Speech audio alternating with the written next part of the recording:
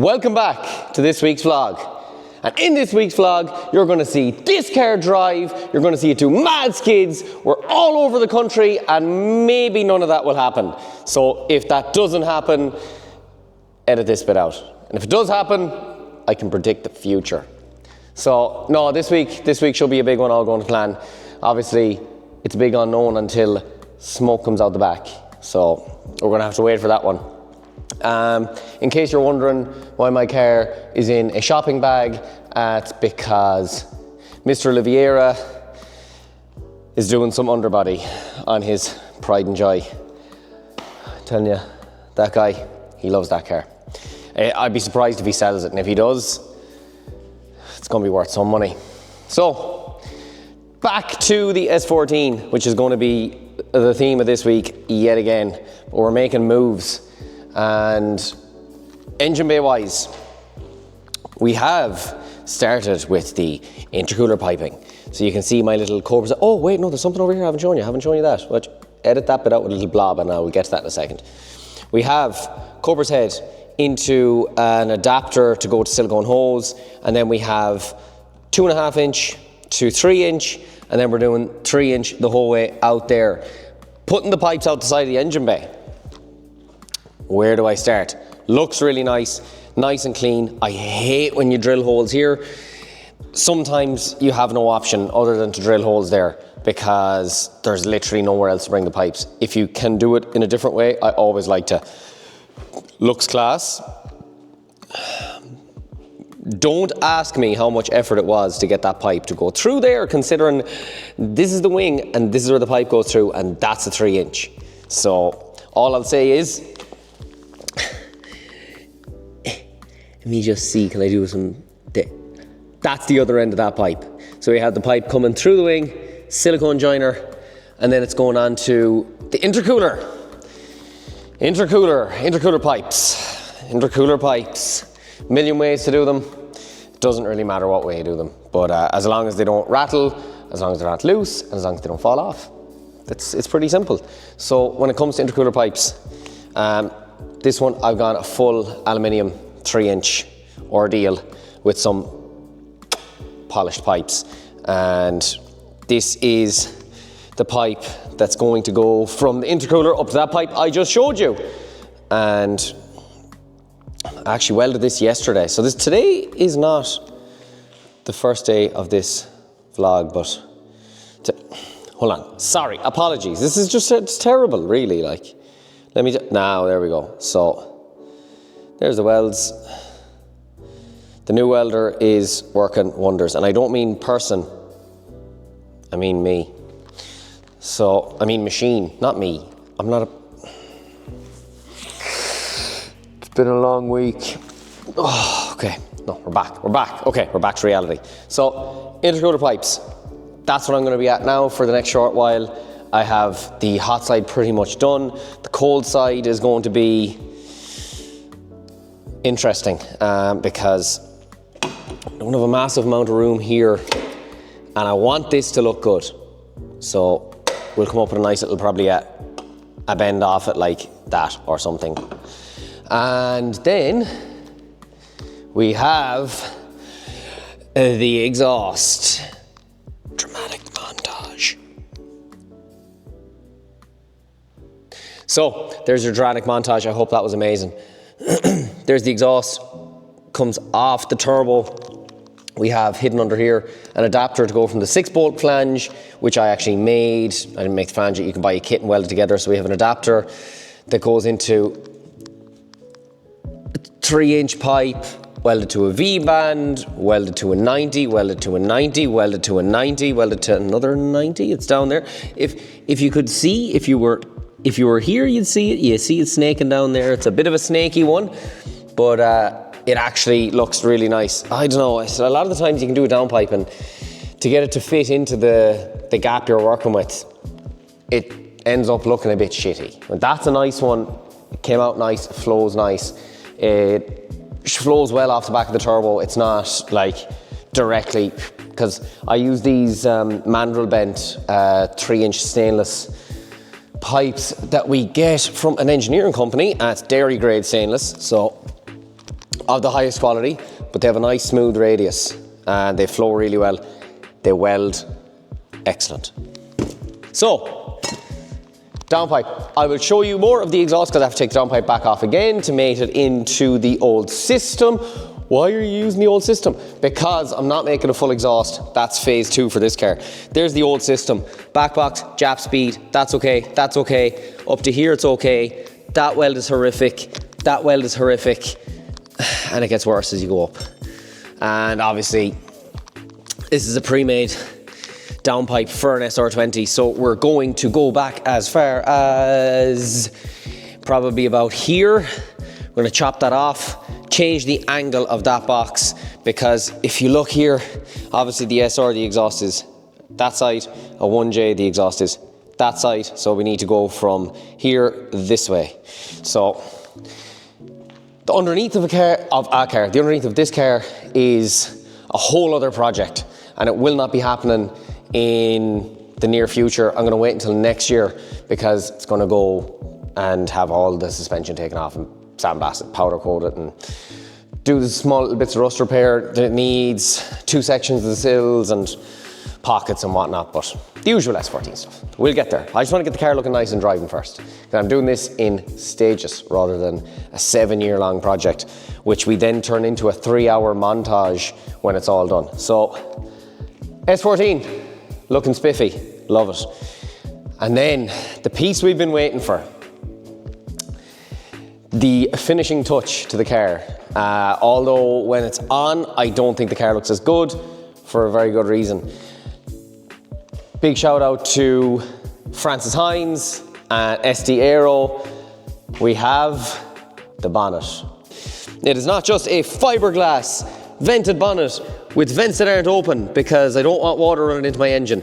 It is a double skin. Oh, don't drop. We're gonna do this quick because I'm about to fall. It's a double skin bonnet, which means it's not floppy. So, the reason I don't think the car looks as good is because when that is on that, you obviously cannot see that. So, we have the bonnet, we have the car, I think we have everything.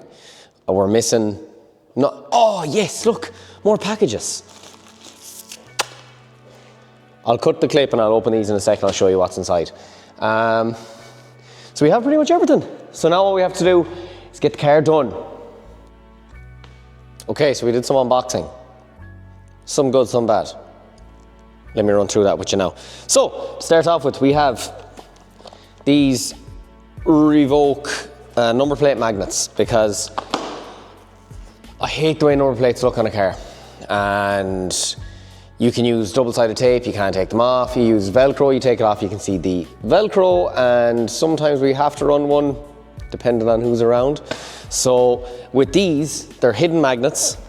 You get a little sleeve of magnets, and you get these which stick onto the back of the number plate.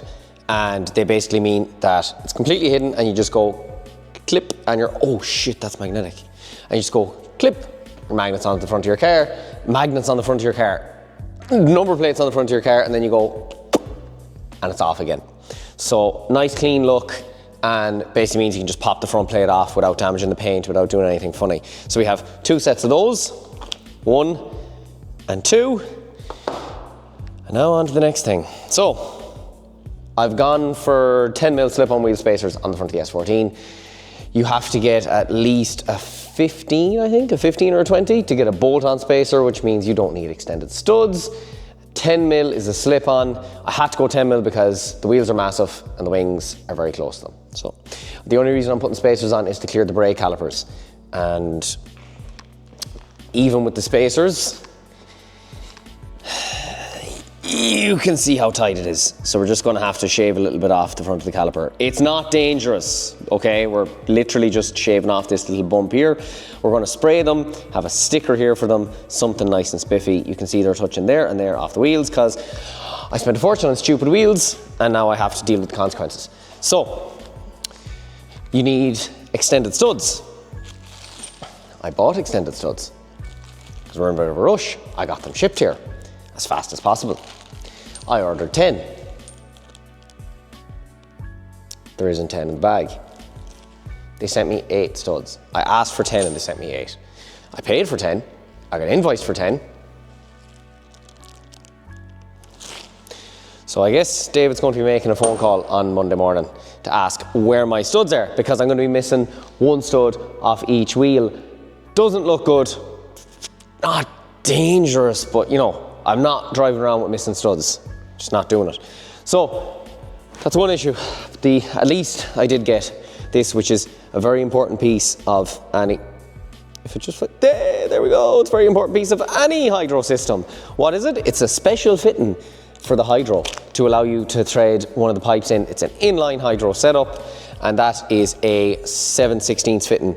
It's not a standard brake pipe fitting.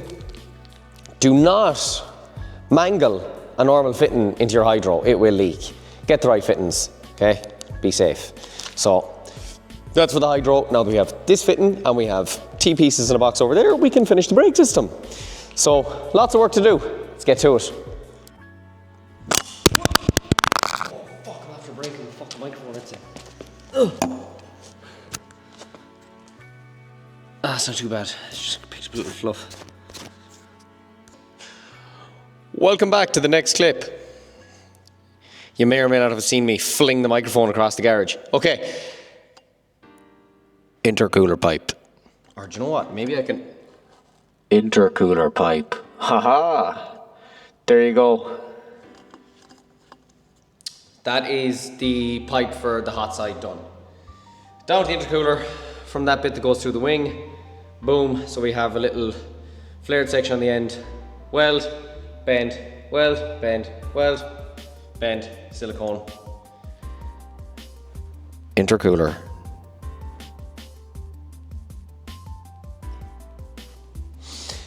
Welcome back to the next update of S14. So we'll start off with where we left off, which is the intercooler pipes. We have the intercooler pipes all done. Since I last seen ye, a lot has happened, in particular the throttle body. So that is the original 1J throttle body, but I've stripped everything unnecessary off it. So there's levers on it for traction control and cruise control and blah, blah, blah, and all that rubbish. So that's all gone off it. I still have to put the little, oh Jesus, this camera drives me insane 90% of the time. I still have to put all the levers back on here, but we'll do that when it's getting final fitted. Also, we have the TPS taken off it, just so I could clean it and paint it and then get the pipe welded onto it. So we have aluminium pipe here, and then it goes out there through the wing, the same as the other side. And then use the bonnet there as a stand. Boom. I don't know if you can see them, but they're there. For me, I think the most important thing, and the thing I spend the most time on when it comes to intercooler pipes, is the two that go from the intercooler on the front, this side and that side. This side and that side. It's harder than it looks to do the pointing thing. This side and that side, because they have to be the exact same. If they're not even and the same as each other, it looks like a Bora with a random dark side developments front mount kit that's meant for a Passat. So that's not what we want. So we have to make them fit nice and look good. Now that the intercooler system is done, major, we're on to the next thing. We'll start off with, I showed it to you on the car, so now I'm going to show it to you off the car. We have the downpipe. So we have 2 V-bands. Jesus, hold on. Let me if you bear with me for 2 seconds here and I'll swap hands, because this is not as easy as it looks. I'd love you to all come down and try, and you'd realise it's not that simple. So, there you go. There's the V-band flange on one side and the V-band on the other side. That's the downpipe. And then there is the wideband lambda sensor, which is going to an AEM wideband gauge, which will be mounted on the dash, and then that's going to feed the information it needs to the Link ECU. Wideband O2 sensor positioning. Very important. You can't just whack them in the exhaust anywhere. They need to be at a certain angle so you don't get condensation build up on the tip of them, because if condensation builds up on the tip of them, they're ceramic, and once the heater turns on in the lambda sensor, it cracks the ceramic, the sensor fails. So the position of it will affect the life of the sensor. It has to be a certain distance from the turbo so it doesn't get too hot, and it has to be at a minimum of a 22-degree angle down the way, so that the moisture can't condense in the tip of the sensor. These are important things that you need to know if you're going to be making exhausts and fitting sensors to them. Trust me, because you'll make an exhaust, put a sensor in it, and someone will be like, the sensor keeps failing and I'm buying new ones. Why is that? You'll be like, I don't know, maybe you're just buying bad ones, or maybe you just fitted it wrong. So, no, that is the DP, the downpipe. And then we come to the first section of the exhaust, which is the piece that goes onto the downpipe. Turn this around so I don't look weird looking into the camera. Downpipe goes on there. That's all welded on, looking spiffy, onto our stainless flex. And then that is going to be the rest of the exhaust. So we are, if you bear with me here a second, I will walk over and have a little look-see. We are using the box that came with it, and the majority, well, not the majority, kind of the rear section, middle box back. We're going to reuse that for now. Like I said, we're going to join our nice shiny stainless steel into it. So the next step is to get the downpipe on, probably for the last time because I have the sensor in it now. So fit downpipe, fit the bottom section, and then shoot the pipe to the middle box, and that's another one done.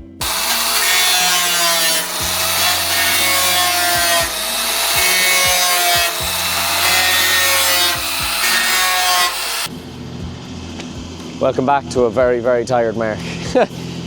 As you can see, the E46 is finished, and so is the S14.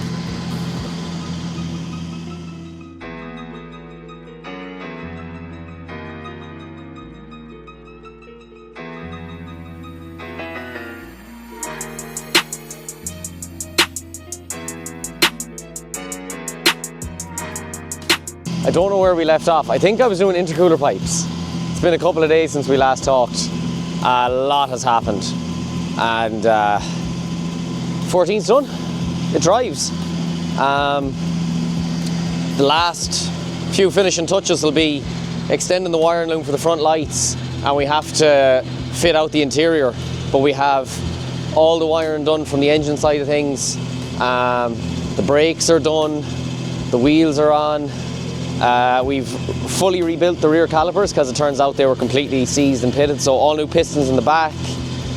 Hydro's all plumbed up and working, and we've put like a very rough base file on it. So the next step now will be check it for leaks, take it for a drive, see how it runs. We still have some stuff to do. We still have some rivets to put in the quarter panels and stuff like that, but yeah, you missed a lot. It's done now. So this Sunday we'll be at the LZ festival, and I'll be driving up the S14, so we'll probably I'll video going up, do a few videos of the LZ festival. There's no point in me saying to you, oh, if you're going to be at the LZ festival, you'll see me there, because by the time you see this video, it's already going to be over. But I don't know what else to say. I really do. Like, it's nice to see the two cars outside together, both of them running, and I think the engine bay in the S14 makes the E46 look a bit tatty. But I think that's it. I haven't slept since yesterday. We did it all nighter, but it was worth it. That's it, folks. Oh yeah, watch what I got up there. Some viewer went past and took a picture of the car and gave me this.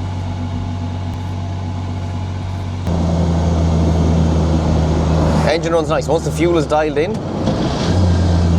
it's going to be slightly faster than a Nissan Micra.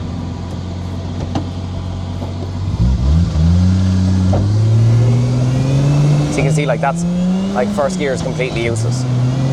Second is also somewhat useless.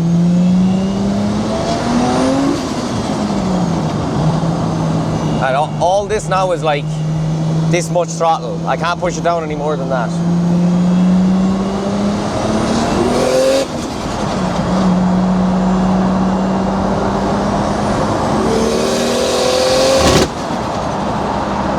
It's hitting, wait, is that gears? No, it's not. It's hitting a boost cut because the fuel is ever so slightly too lean.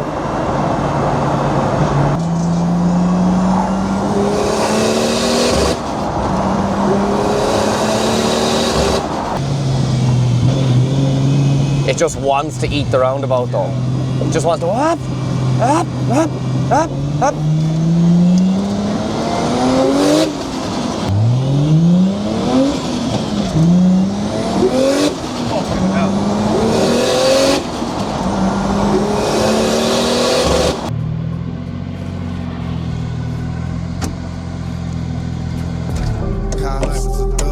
Till the day I die, living life is a bitch. Every motherfucking body. I got busters, hoes, and police watching a nigga, you know? Living life is a thug, nigga. Till the day I die, living life is a boss player. All eyes on me. It's like what they think, I'm walking around with some keys in my pocket or something. All eyes on me. They think I'm going back to jail. They really on that door.